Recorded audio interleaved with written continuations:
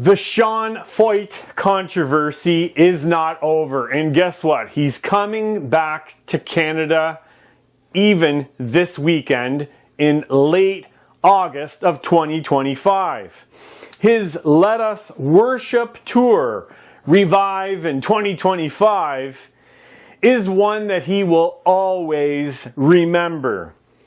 He had venues canceled that he had pre-booked in Halifax, Charlottetown, Moncton, Quebec City, Gatineau, Vaughan, Abbotsford, and Winnipeg. All these are major cities in the country of Canada. And he's faced opposition from many fronts because of a number of his positions. For instance, the media has been very smart in how they've branded this guy. If they just would have said he was a Christian, he probably wouldn't have experienced the backlash that he has. But he's been branded as a MAGA, which is really not what he's about. He's not preaching MAGA, he's not preaching Donald Trump, but they, in a genius move, did this to work up these woke individuals in the masses to protest at his shows. He has also been labeled as anti-abortion and anti-LGBTQ on those issues. And what was most shocking was a church in Montreal who hosted him was fined for hosting him. Let's hear this news clip from a Canadian news organization. The city of Montreal tried to shut down a concert by a U.S.-based Christian musician described as a MAGA superstar. Sean Feucht's concert was scheduled for 7 o'clock tonight at the Ministerios Restauración Church in the Plateau. This evening, protesters gathered outside of the church to denounce the singer. Feucht has spoken out against abortion and the LGBTQ+ community. A spokesperson for the city told CTV that the church does not have a permit to organize a concert, but it seems in the end the concert went forward. The city says a fine will be issued to the church because it violated regulations by maintaining the show. 6 of Feucht's previous Canadian concerts have been canceled.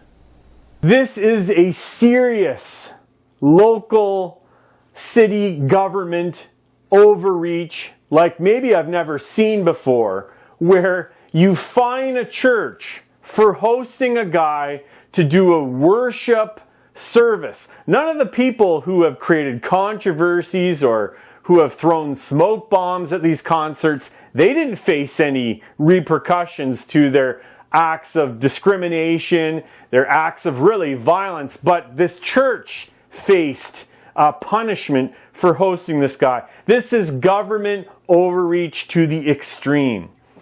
But what is most shocking is that Sean says that he has faced more opposition in Canada than the countries he's been to in the Middle East. So it is safer for him to go to certain countries in the Middle East and do a worship tour than Canada. We have to let that sink in. It is safer for him to go to places in the Middle East to do a worship tour than beloved Canada. Let's give him a listen. Worship in Turkey, in Israel, in Iraq.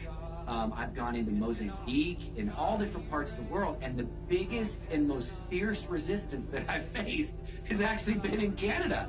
That's the biggest amount of persecution and resistance, and I did not expect that.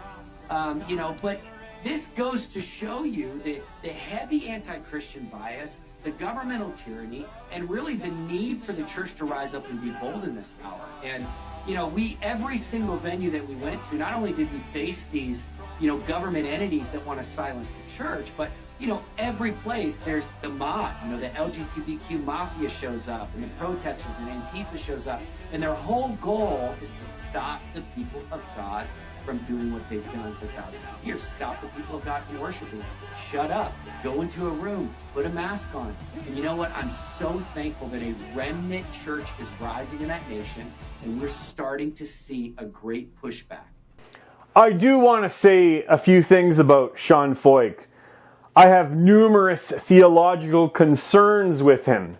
Of course, I disagree with his charismatic theology, with his charismatic practice. I would probably never have him come do a service at the church I am at here, and I would not let him preach any of these teachings that he does hold to. But that's besides the point. I disagree with some of his theology. I disagree with probably some of his politics. But if a church wants to host him in Canada, they should have the freedom to do that. And if they need to hire security to do that, they should do that as well. But to charge and fine a church for hosting a guy to sing "Our God is an Awesome God" is a government overreach to the insane extreme.